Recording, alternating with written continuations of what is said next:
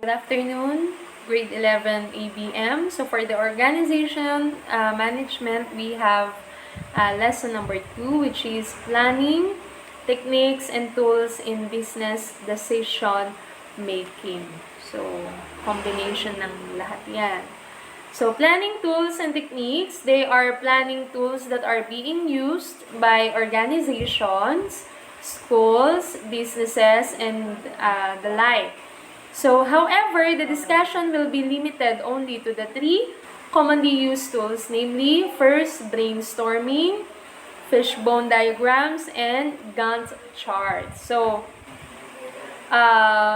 we need to consider the 3 tools for our planning and techniques sa ating, kung ito man ay isang organizations, schools, businesses, and kung ano man. So first is the brainstorming. Brainstorming is usually the first crucial creative stage of the project, management, and planning process. It is a powerful technique that draws out ideas from a group of people. So, when we say brainstorming, ito yung cooperation ng lahat or yung pagsasama-sama ng mga ideas ng bawat isa, kumbaga, in a way na makakabuo sila ng isang plano. So, mahalaga ang pagkakaroon ng brainstorming at ito yung unang-unang ginagawa sa isang organization man or kung saan man ang pagkakaroon ng brainstorming sa bawat isa, na kung saan lahat ng ideas, lahat ng magiging plano ay magagaling sa bawat isa at i-approve or i-disagree or agree ng bawat isa. So, mahalaga yung brainstorming. Okay? So, lahat ng ideas nyo, pwede nyo sabihin, suggestions ninyo, lahat ng pwede nyo maitulong, pwede nyo sabihin during brainstorming. So, nagkakaroon kayo ng idea para makabuo ng isang plano. In brainstorming, everyone must be able to see the total picture of the whole scenario so that each will have a substantial contribution of ideas. So, brainstorming places a significant burden on the facilitator who manage the process. There may be a challenge on the involvement and sensitivities of the individual participant. So, careful kayo na during brainstorming ay magkaroon ng kumbaga yung alitan or hindi magandang usapan kasi maaaring yung kasamahan mo sa trabaho ay meron siyang idea na nasa tingin niya ay makakatulong pero sa'yo, sa nakikita mo ay hindi. So, magdi-disagree ka doon. Doon sa scenario na yon, so magkakaroon ng konting awkwardness sa inyong dalawa kung hindi papabot or kung hindi ka papabot dun sa gusto niya mangyari. So, dapat careful ka sa mga words na sasabihin mo sa kanila. So, maging sensitive ka sa mga bibitawan mong salita para hindi ka makasakit ng kapwa mo empleyado. So, iyon naman ang mahirap sa isang or doon sa sitwasyon ng isang brainstorming. So, we have the brainstorming process. First is to define and agree on the objective.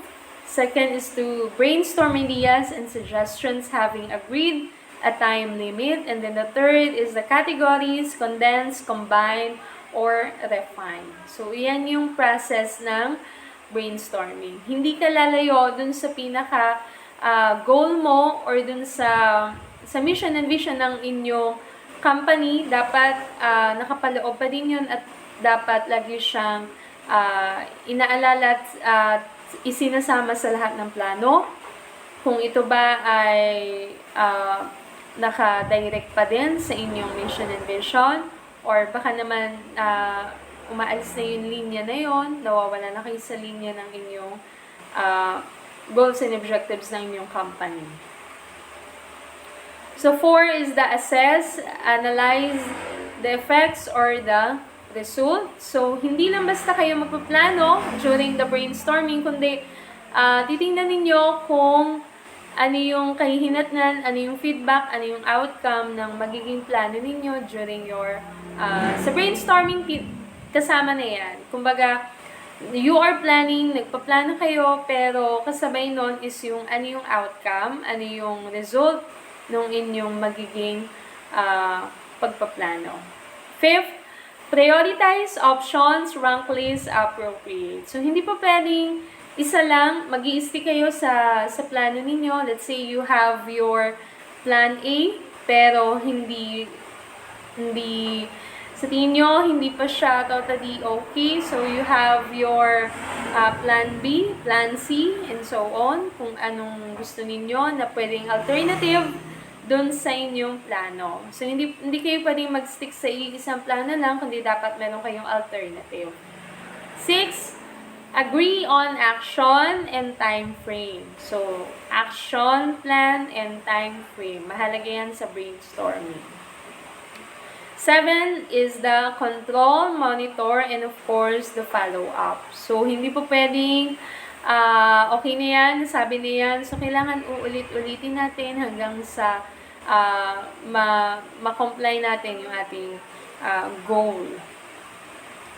Ayan, so we have number 1 would be the brainstorming. Number 2 is the fishbone diagrams. Ano naman kaya ang fishbone diagrams at ano ang kinalaman nito sa inyong pagpaplano? So, this is also called cause and effect diagrams. So, according to Kaoru Ishikawa, 1915 to 1989, a Japanese professor who specialized in industrial quality management and engineering who devised the technique in the 1960s. Ishikawa diagram became known as a fishbone diagram because obviously it looks like a fishbowl. Ayan, so a fishbone diagram has a central spine running left to right, around which is built map of factors which contribute to the final result or problem. So for each item, main categories of factors are identified and shown as the main bones lead into the spine. Although fishbone diagrams are being used in quality management, fault detection, and in business process improvement, especially in manufacturing and production companies. Still, the model is also very useful in project management, planning, and task management. So, again, this is for the cause and effect or yung sanhi at bunga na tinatawag. So, I have here, hindi ko na naisama sa PowerPoint, pero very effective ang pagkakaroon ng fishbone diagram sa pagpaplano because it is a very effective planning model and tool, especially to mapping. So, pwede nyo i-identify kung ano yung mga mangyayari at kung ano yung mga kahihinatnan. So, sa pagpaplano, maganda siya. Maganda siyang tool gamitin ang fishbone diagram. So, complex, which is a common specialized management areas, especially where systems are combining. So we have, again, this is a cause, so the causes and the effects. So, sino-sino ang mga involved doon. So, yun yung tinatawag na fishbone diagram. So, hindi lang basta kayo nagpaplano ng kung ano-ano, kundi pwede kayong gumamit ng mga tools para mas mapadaling maintindihan at maplano ng maayos. So, complete package, kumbaga. Lastly is the Gantt, or I think the pronounce is Gantt chart. So, Gantt charts are extremely useful project management tools. It is named after the U.S. engineer and consultant Henry Gantt, 1861 to 1919, who devised the technique in the 1910s. So, Gantt charts are excellent models for scheduling and budgeting, and for reporting, presenting, and communicating project plans. You can construct a Gantt chart using MS Excel or a similar spreadsheet. So every activity has a separate line. Create a timeline for the duration of the project. You can use color coding for some other activities. So Gantt charts are probably the most flexible and useful project management tools at the planning stage and for large complex projects. So for example, you have your task name, which is planning, research, design, implementation, and also the follow-up. And then, gagawa kayo ng chart wherein naka-indicate ang schedule, naka-indicate ang date, naka-indicate ang time. So, for that, mas madali kayo makakapagplano kung ano yung mga dapat gawin, ano yung uunahin, at ano yung mga ipa-follow up natin. So, ganun lang siya kadali, yung Gantt chart. Okay, so we're done with the 3 tools or yung tatlong pwede natin gamitin during our decision making. So, decision making naman tayo. So, management is decision making. So, the job of a manager is to come up with a sound decision based on the facts, tools, information, data, experience, the knowledge that he is equipped in the book, Practice of Management. So this is for the Drucker observes whatever a manager does, he does through making decisions. So, mahirap ang isang trabaho ng isang manager, kumbaga, kung ano man ang mangyari, siya ang naka-front, siya ang nakaharap, siya ang magde-decide, siya ang gagawa ng desisyon, na dapat nakapaloob yung kanyang mga desisyon doon pa din sa rules ng isang company or sa isang organization. Mahirap maging isang decision maker kung hindi mo alam yung iyong mga dapat isakop, or dapat alam mo lahat, kaya mo mag-decide on your own sa kapakanan ng iyong employees or kung saan man. So, the decision, therefore, is a choice. However, the conclusion or the said choice is not just based on intuition or yung nasa isip mo lang and one person's idea or ng isang tao lamang. So, hindi ka magdedepende sa ganon. So, in management, it should be based on gathered facts. So, one of the competencies that a manager should have is the ability to make a sound decision. Thus, decision-making is the core managerial activities in an organization. So, hindi ka depende sa opinion mo lang, kundi pwede kang mag-ask ng opinion ng iba, hindi lamang sa isang tao, kundi kung ano yung sa tingin mo na tama at naka-base naman ito sa regulations ng isang organizations, okay yun. So, we have this, we have six steps in decision making. So, first is to identify the problem. So, what is the problem? So, realizing what is there to make decisions for is important. Decisions are not made arbitrarily. They result from an attempt to address a specific problem, need, or opportunity. So, sa pagde-decide, of course, you need to know what is the problem. Okay? So, i-identify mo muna, alamin mo muna kung ano ba yung problema at kung ano yung pinagmumulan ng isang problema. Number 2 is to seek information. So, what is the potential cause of the problem? Managers must seek out information to clarify options once the problem had been identified. So, if you knew or if you know the problem, pwede ka na mag-seek ng information. So, alamin mo na yung naging history, alamin mo na kung paano at saan, kung depende yan sa problem na na-identify mo. So, after that, you can seek information through that. So, you can talk to anyone, kung sino man yung nandoon, pwede nyo silang kausapin. Kasi, kumukuha kayo ng information para resolvahin yung isang problema. Third, brainstorm solutions. List our potential solutions. So, kung may problema na at nalaman mo na yung information about dun sa problem na yun, so you can list yung mga possible solutions na pwedeng gawin para ma-resolve yung isang problema. 4. Choose an alternative.